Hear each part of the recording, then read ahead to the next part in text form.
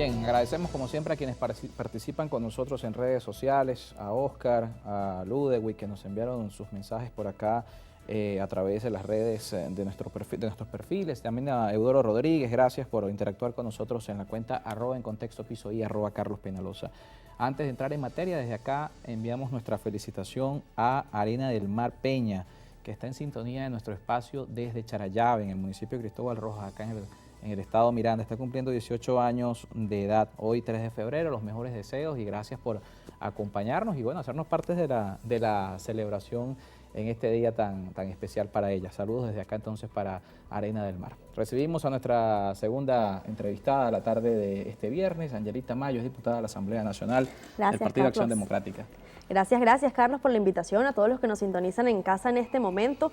Una vez más pues me toca asumir la responsabilidad de ser vocera de la juventud venezolana, que no es cosa sencilla en un país con tantas dificultades, no solo para los jóvenes, sino para los venezolanos en general. Sí, y sobre todo en un momento que lo hemos hablado con otros invitados en nuestro espacio, donde la juventud, incluso lo hablaba Juan Pablo Aguanipa en la entrevista anterior, los jóvenes hoy no están inscritos en el registro electoral o no tienen tal vez la posibilidad. Hay dos escenarios, no tienen la posibilidad porque el registro no es lo suficientemente amplio en todo el territorio nacional, pero también hay una desmotivación de la juventud hacia la clase política, ¿no? Hacia los partidos políticos, hacia la clase política, hay una desmotivación, una desesperanza causada, no solo esa apatía motivada por la falta de oportunidades generadas en Venezuela, sino también por estrategias fallidas por parte de líderes opositores en algún momento y líderes también del oficialismo en su momento, cuyos llamados fueron fracaso total. Unas estrategias fallidas donde nos vendieron a los jóvenes universitarios, a los estudiantes, a todos los jóvenes venezolanos, que en la política había milagros, que la política era milagrosa,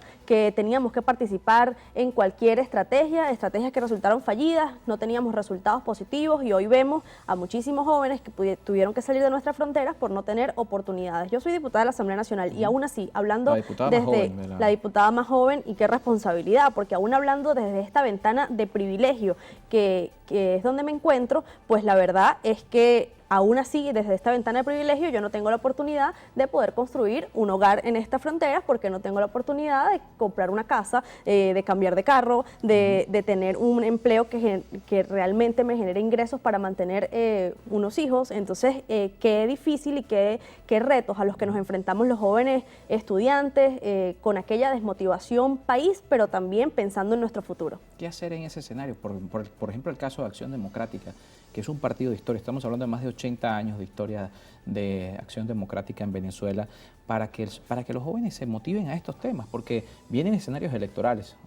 Tal vez este no es el caso, no van a poder participar en la primaria o no es por lo menos la intención como lo ha planteado Bernabé Gutiérrez, pero viene un escenario en 2024 y es necesario llamar a la gente a votar, en un contexto donde la gente está, como diría Chugo Torrealba, a modo supervivencia. Todo el mundo está en lo suyo y los políticos no están conectando con los ciudadanos. Yo le diría que hay una desvinculación total, no solo con la juventud, sino con los venezolanos en general. Hay una desvinculación de todos los partidos políticos. Vemos a líderes opositores de extrema derecha o radicales que hablan desde una total desvinculación y nosotros nos parece hasta incoherente, porque a veces por falta de memoria pareciera que se nos olvida que la juventud venezolana ha participado en tantas formas de lucha, que le hemos vendido tantas estrategias fallidas, que le hemos vendido tantas promesas y que no hemos tenido resultados positivos. Nosotros en Acción Democrática, siendo un partido de historia, por supuesto que creemos en la juventud venezolana. Caso es que ahorita estoy asumiendo la jefatura de la fracción de Acción Democrática en el Parlamento y no creemos que existe otra razón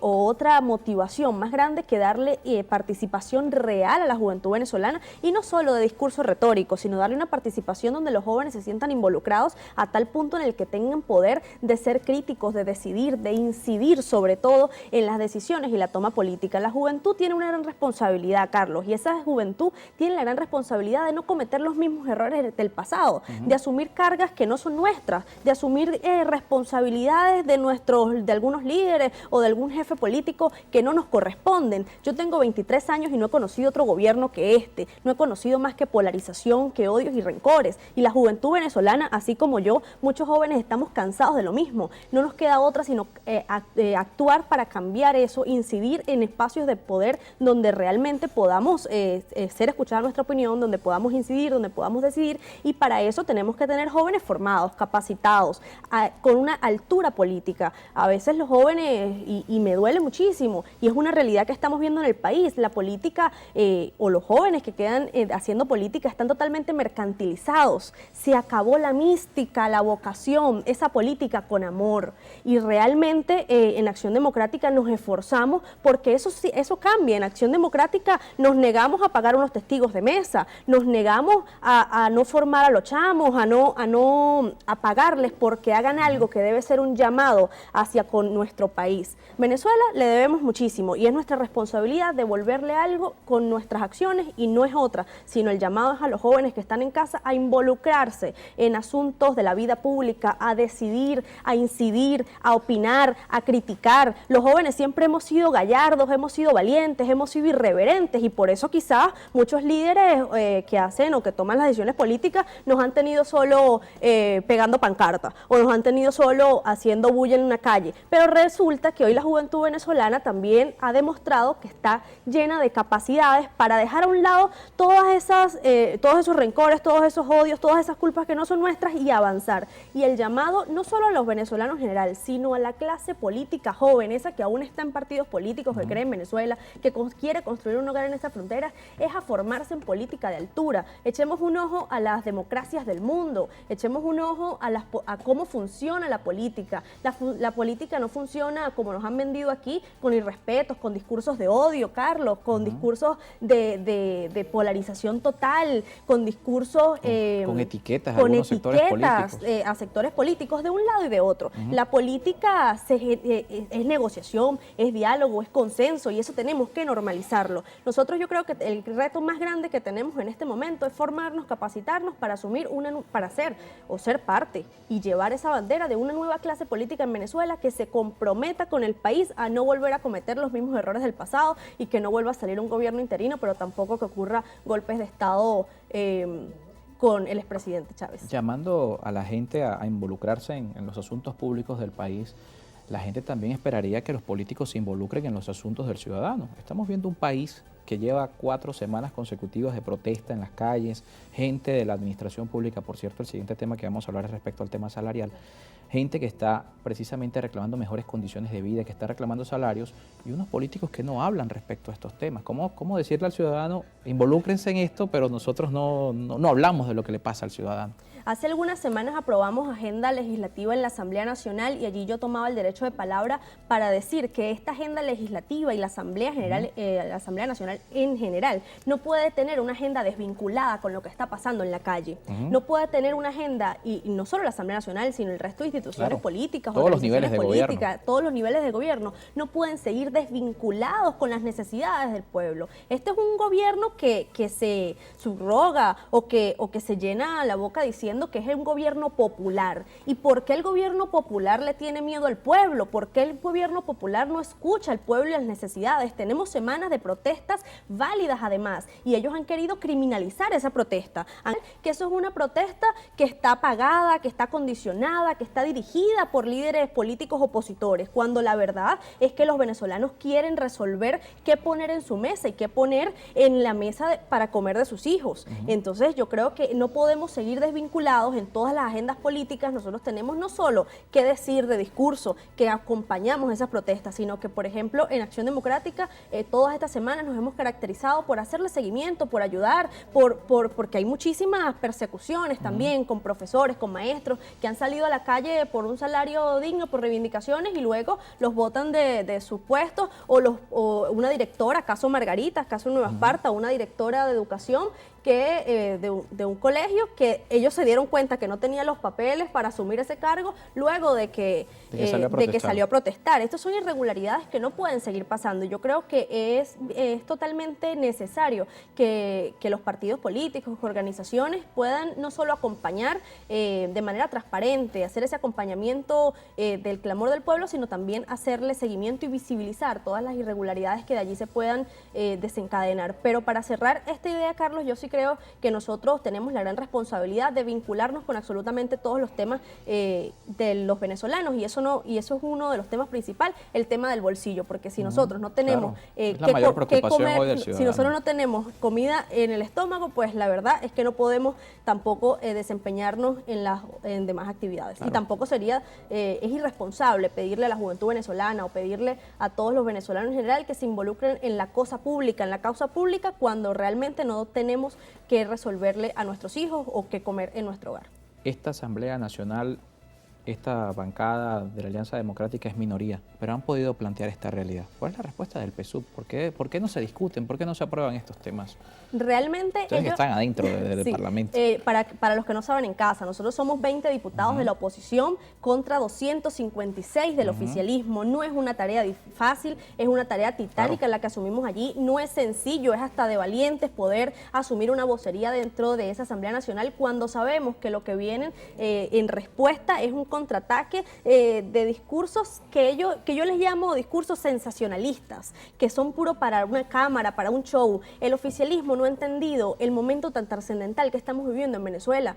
El chavismo no ha entendido la importancia que tiene la institución como institución política, las instituciones públicas, la democracia en sí misma. El chavismo no ha entendido que en la época de esa polarización, de ese discurso de odio, ya cesó, que los venezolanos están intentando mirar hacia otro lado, hacia búsqueda de emprendimientos, hacia búsqueda de otros tópicos que puedan vincularse a una vida de oportunidades, no solo para la juventud, sino para los venezolanos en general. Entonces, yo sí te diría que ha sido muy complicada la dinámica parlamentaria, no es una dinámica, estoy nueva, digamos, en la Asamblea Nacional, es una experiencia nueva que estoy adquiriendo, pero no es la dinámica habitual de la Asamblea Nacional, donde se propone un tema, se debate, se discute. Debería ser un espacio, un foro de debate. Y debería ser esa representación genuina del pueblo. Nosotros lo hemos intentado en reiteradas oportunidades sobre los temas que están en la mesa. Ahorita con la agenda legislativa propusimos temas muy importantes. Por ejemplo, ¿por qué no volver a tocar el tema y hacerle una reforma parcial a la ley del impuesto a las grandes transacciones financieras? Eso es una ley que le ataca directamente a los bolsillos de los venezolanos y no es precisamente una gran transacción financiera tomarse un café, un refresco, una empanada con malta, que es típico de los venezolanos. Entonces, esos son temas que hay que hablar, pero ¿por qué no? Nosotros el año pasado también incluimos una agenda a la agenda legislativa que no fue tomada en cuenta, en contrapuesta a las ciudades comunales, las ciudades inteligentes. Vamos a mirar hacia el progreso. Nosotros también en esta nueva Asamblea Nacional de este 2023 asumimos una posición de involucrar en la agenda una ley de salarios y pensiones dignas y justas. Esos son temas que son importantes a tratar y en la Asamblea Nacional los diputados de la oposición lo hacemos, pero por supuesto la dinámica parlamentaria nos impide avanzar, no somos quien decidimos, no tenemos mayoría y realmente preocupa que el oficialismo se aboque al sensacionalismo y no a entender el momento en el que están los venezolanos, a no vincularse, a no escuchar a los venezolanos, sino a hacer oídos sordos y por otro lado, pues ignorar el clamor del pueblo. Nos toca despedir. Muchísimas gracias por acompañarnos. ¿Cómo va la campaña? No hablamos de Bernabé, de la campaña, de cómo va Armando todo eso. partido, Carlos. Nosotros tenemos la responsabilidad en 25 seccionales, yo como secretaria juvenil, de incentivar a los muchachos, de involucrarnos en la cosa pública, de armar estructuras. Si nosotros nos organizamos, armamos estructuras y sumamos, nosotros no le tenemos miedo a campaña presidencial, ni tampoco a unas primarias, y muchísimo menos a medirnos con Nicolás Maduro. ¿Y la fractura de AD no está pasando factura en la calle? Acción Democrática es una sola, lo hemos repetido en reiteradas oportunidades. Yo soy del interior del país, yo soy gocha, yo soy tachirense, y en el Táchira no saben cuál es el conflicto, si Bernabé, si Henry Ramos. Bernabé es el secretario general, ahora candidato presidencial de AD, y mientras unos personajes digan que son adecos y manden a votar por AD, pues bienvenidos sean todos esos caudales de votos. Muchísimas gracias por acompañarnos esta tarde. Angelita Mayo, diputada de la Asamblea Nacional y también integrante del Partido de Acción Democrática. Hacemos una pausa y al regreso vamos a hablar de esos temas, lo que el ciudadano tiene hoy como principal preocupación, el tema salarial, porque hace unos días la OIT reunió nuevamente al Ejecutivo, a representantes sindicales y también a representantes del sector empresarial del país para buscar el asesoramiento, conformar una vía que permita de alguna manera discutir estos temas, tanto la libertad sindical como por supuesto el tema de los salarios en Venezuela. José Elías Torres estuvo en esa reunión y es nuestro siguiente invitado. Él es secretario general de la Confederación de Trabajadores de Venezuela.